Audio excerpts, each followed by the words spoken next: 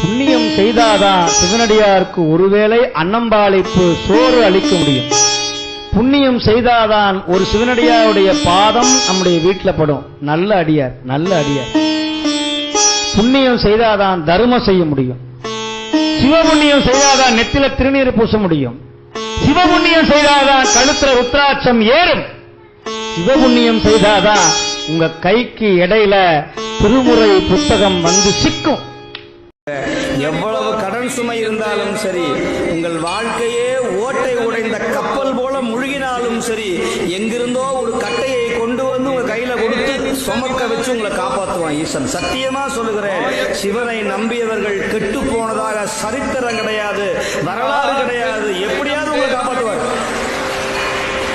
அவ்வளவு கருணை வடிவான தெய்வம் சிவன் சிவன் சிவன்.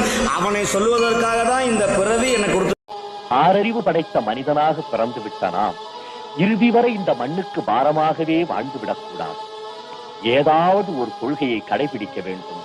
அதில் சிறிது வலுவாது கடைசி வரை வாழ்ந்து காட்ட வேண்டும். அப்படி என்னதானே உங்க கொள்கை?